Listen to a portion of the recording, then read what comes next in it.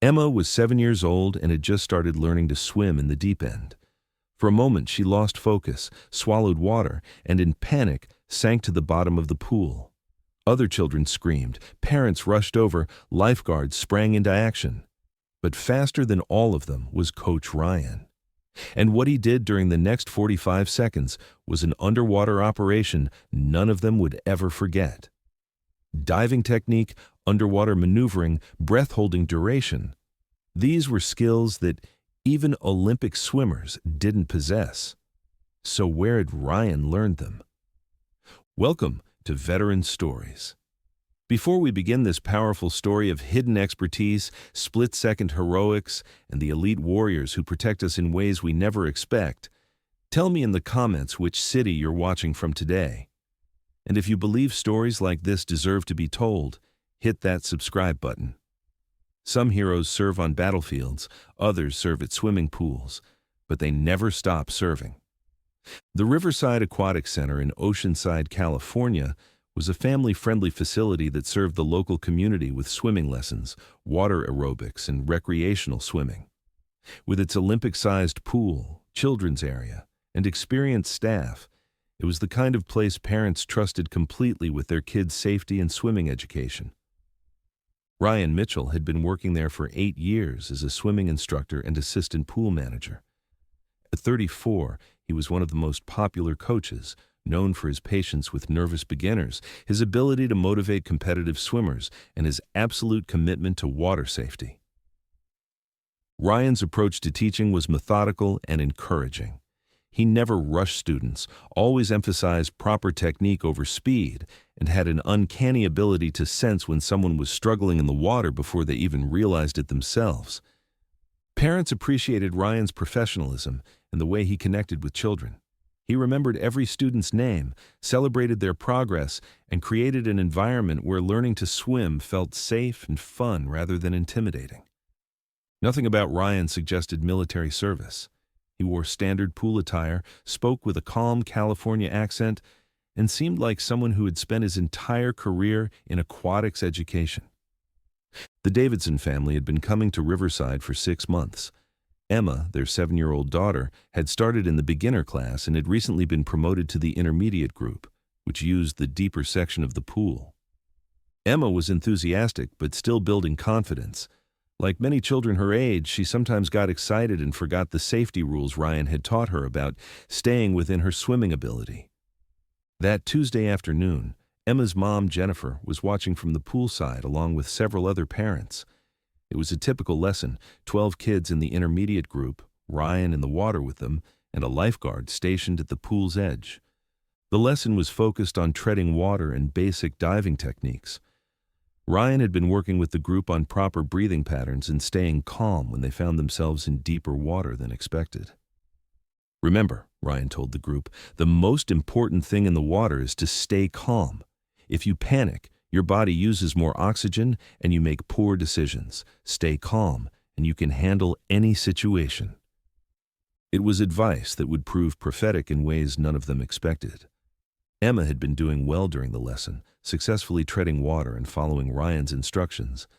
But as the group moved to practice diving retrieval, she became excited and swam further from the group than she should have. Ryan noticed immediately and began swimming toward her. But Emma, eager to prove herself, attempted to dive down to retrieve a weighted ring from the deep end, something beyond her current skill level. What happened next unfolded in seconds, but felt like slow motion to everyone watching. Emma misjudged the depth, swallowed water on her descent, and began to panic. Instead of swimming back to the surface, she thrashed around underwater, becoming disoriented and sinking toward the bottom of the 12-foot deep end. Other children in the group started screaming. Parents jumped to their feet. The lifeguard began moving toward the water, but Ryan was already in motion. What happened during the next 45 seconds was unlike anything the parents, lifeguards, or other instructors had ever witnessed in a pool emergency. Ryan didn't splash frantically toward Emma's location like most people would in a rescue situation. Instead, he took one deep breath and disappeared beneath the surface with the fluid precision of someone who had done this countless times before. His underwater movement was extraordinary. No wasted motion, no panic, just controlled propulsion straight down to where Emma was struggling near the bottom of the pool. But most remarkably, Ryan stayed underwater for what seemed like an impossibly long time. While Emma was panicking and fighting the water, Ryan remained calm, securing her properly before beginning their ascent. When they finally surfaced, Emma was conscious and breathing, and Ryan showed no signs of the exertion that such a rescue should have required. The entire operation, from dive to surface, had taken 45 seconds of breath-holding that left everyone watching in amazement. As Ryan brought Emma to the pool's edge, the other parents and staff gathered around in concern. Emma was shaken but unharmed, and Ryan's calm professionalism helped keep everyone from panicking. "She's fine," Ryan said quietly, helping Emma out of the pool. "Just got a little excited and went deeper than she was ready for. It happens."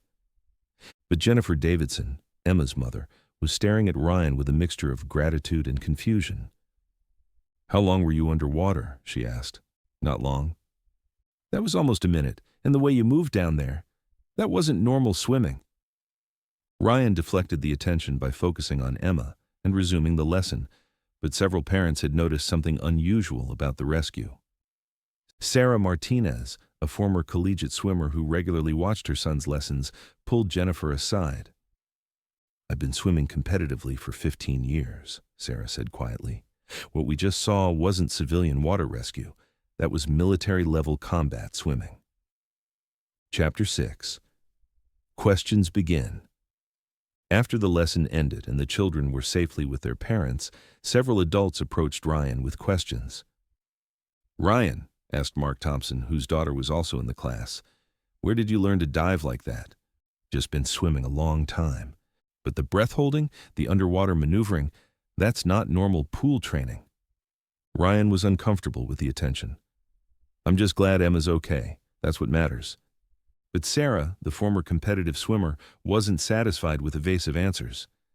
"Ryan, I need to ask you something directly. Were you military?" Ryan paused in gathering his equipment.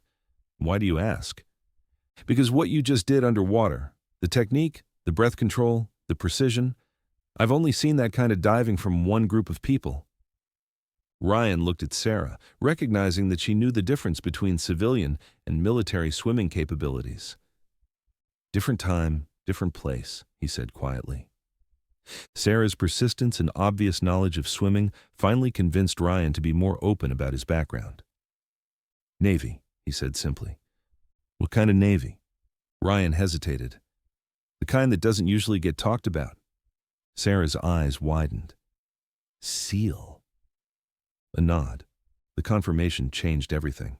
Suddenly, the extraordinary rescue made perfect sense. Ryan wasn't just a swimming instructor with good training. He was one of the world's most elite underwater operators. "How long?" Sarah asked. 12 years active duty, 8 years here at the pool." Jennifer Davidson, who had been listening to the conversation, stepped forward. "You saved my daughter's life using military training?" "I saved your daughter's life using whatever skills were necessary," Ryan replied. "The source of the training doesn't matter." Over the next hour, as the pool closed and staff cleaned up, Ryan shared more details about his background with the small group of parents who had witnessed the rescue. Navy SEAL, 12 years of service, multiple deployments involving underwater operations, shipboarding, coastal reconnaissance, and combat diving in some of the world's most dangerous waters. The breath-holding underwater navigation, rescue techniques, we trained for situations a lot more challenging than pool emergencies, Ryan explained. "So this was easy for you?" asked Mark. "This was controlled environment, clear water, known depth, no hostile forces. Compared to what I used to do, this was manageable." Jennifer looked at Ryan with new understanding. "And you've been teaching children to swim?" "Best job I've ever had. No one shoots at you, every day ends with kids learning something new, and the biggest crisis is usually someone forgetting their goggles." News of Ryan's background and the dramatic rescue spread quickly through the Oceanside community. Parents who had children in swimming programs wanted to know more about the instructor who turned out to be a former Navy SEAL. The story attracted local media attention. former Navy SEAL, saves child using military training at local pool. But Ryan was uncomfortable with the publicity. He'd chosen civilian life specifically to avoid the attention and pressure that came with his military background. "I don't want to be the SEAL swimming instructor," he told the pool manager. "I just want to teach kids to swim safely." However, the revelation did lead to increased enrollment in Ryan's classes, as parents recognized that their children were learning from someone with unparalleled water safety expertise. The pool manager, recognizing the value of Ryan's unique background, asked him to develop an advanced water safety program that incorporated military-derived techniques adapted for civilian use. The training methods we used in the SEALs focused on remaining calm under pressure, efficient movement in water, and systematic rescue techniques, Ryan explained. Those principles apply to civilian swimming safety too. Ryan developed a curriculum that taught advanced breath control, underwater swimming techniques, and emergency response procedures that went far beyond standard Red Cross certification. The program attracted not only parents wanting better safety training for their children, but also lifeguards, swim instructors, and even local emergency responders interested in improving their water rescue capabilities. Chapter 11. Teaching Philosophy. Ryan's approach to swimming instruction was shaped by his military experience but adapted for civilian students, especially children. "In SEAL training, we learned that panic kills more people than actual dangers," he told a group of parents during a water safety seminar. The same principle applies to swimming. If you can stay calm in the water, you can handle most situations.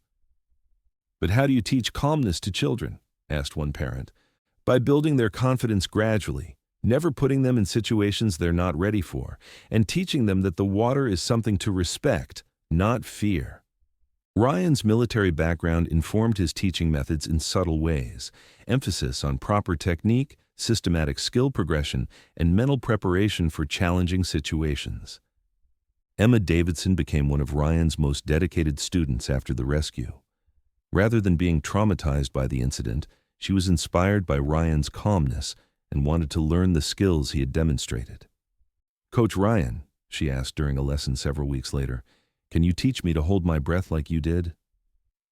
"We'll work up to it gradually," Ryan said. "But first, let's make sure you're completely comfortable swimming at this depth." Emma's progress accelerated under Ryan's instruction. Her mother noticed not just improved swimming technique, but increased confidence and better decision-making in the water. "She's not just learning to swim," Jennifer told other parents. "She's learning to think like someone who truly understands water safety." Ryan's enhanced water safety program began attracting attention from other aquatic facilities and swimming organizations throughout Southern California. "What Coach Mitchell has developed goes beyond traditional swimming instruction," noted Dr. Lisa Chen, a sports medicine physician who evaluated the program. "He's integrating psychological training with physical skills in ways that significantly improve student safety."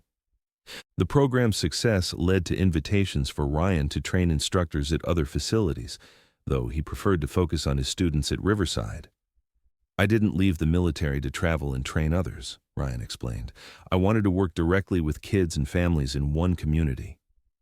Local beach and pool lifeguards began requesting training from Ryan, recognizing that his techniques could improve their rescue capabilities. "Civilian lifeguard training is excellent," Ryan told a group of trainees, "but it's designed around equipment-assisted rescues and quick response by trained teams. Sometimes you need to handle situations where you're the only responder and you have to rely entirely on your personal skills." Ryan's military-derived training emphasized scenarios where rescuers had to operate without backup, in challenging conditions, using only their physical capabilities and mental preparation. The lifeguards who completed Ryan's enhanced training reported increased confidence and improved performance in actual rescue situations. Chapter 15. Family Connections. 2 years after the rescue that revealed his background, Ryan had developed strong relationships with many of the families whose children he taught. The Davidson family remained especially close. Emma had become an advanced swimmer, and Jennifer frequently volunteered to help with pool events and programs. Ryan gave Emma more than swimming skills. Jennifer told a local reporter doing a follow-up story. He showed her what it means to stay calm under pressure and help others when they need it. Emma, now 9, had decided she wanted to become a lifeguard when she was old enough, inspired by Ryan's example of using skills to keep people safe. Chapter 16. Mentoring Young SEALs. Ryan occasionally received visits from active duty SEALs who were transitioning to civilian careers and seeking advice about post-military life. The hardest part, he told one young veteran, isn't finding a job. It's finding purpose that feels meaningful after military service. How did you find it? By realizing that protecting people doesn't require a uniform. Every day I teach water safety, I'm preventing drownings. Every time I build a child's confidence in the water, I'm improving their life. It's a different kind of mission, but it's still a mission. Ryan's path from Navy SEAL to swimming instructor became an example for other veterans struggling to find civilian careers that utilize their skills and values. 5 years after joining Riverside Aquatic Center, Ryan had trained hundreds of children and dozens of adult students. His water safety program had been adopted by facilities throughout California and was being studied by aquatic safety organizations nationally. But Ryan measured success differently than most instructors. My goal isn't to create competitive swimmers, he explained to new parents. It's to create people who are completely comfortable and safe in the water, who can help others when needed, and who understand that real strength comes from staying calm when others panic. The walls of Ryan's office eventually displayed photos from swimming competitions, safety certifications, and thank you letters from families, evidence of lives changed and potentially saved through his unique approach to water education. On the 5-year anniversary of Emma's rescue, the Davidson family organized a small celebration at the pool to thank Ryan for his impact on their lives. You know what I realized? Emma, now 12 and an accomplished swimmer, told Ryan during the gathering. You didn't just save me that day. You taught me that scary situations don't have to be panic situations. What do you mean? When something goes wrong now, I think about how calm you were underwater. And I try to be calm too. It works for more than just swimming. Ryan realized that his military training had given him something valuable to share with civilian students, not just technical skills, but the mindset needed to handle crisis situations effectively. Conclusion: some Navy SEALs retire to private security firms or high-paying defense contracts. Others, like Ryan Mitchell, choose to serve their communities in ways that have nothing to do with combat, but everything to do with protection. For 8 years, Ryan taught children to swim, building their confidence and keeping them safe in the water. But when 7-year-old Emma Davidson found herself in trouble at the bottom of a 12-foot pool, Ryan revealed that he was more than a swimming instructor. He was one of the military's most elite underwater operators, still using his skills to save lives. The 45-second rescue that amazed everyone at Riverside Aquatic Center demonstrated something important. Veterans don't stop serving when they leave the military. They continue serving in different uniforms, using different skills, but with the same commitment to protecting others. Ryan's story spread because it reminded people that extraordinary capabilities often hide behind ordinary job titles. The patient swimming instructor, the helpful coach, the safety-focused lifeguard. Any of them might be former military personnel whose training could save your life. Have you ever discovered that someone teaching your children had a background far more impressive than their civilian role suggested? Someone whose hidden expertise became apparent only in a moment of crisis? Tell us their story in the comments. Because at Veteran Stories, we believe that veterans continue protecting and serving long after they hang up their uniforms, and they deserve recognition for the ways they keep our families safe every single day. Subscribe if stories like this matter to you, because every community has former SEALs like Ryan Mitchell, men and women who chose to use their elite training not for glory or high pay, but to serve others in the most meaningful way possible.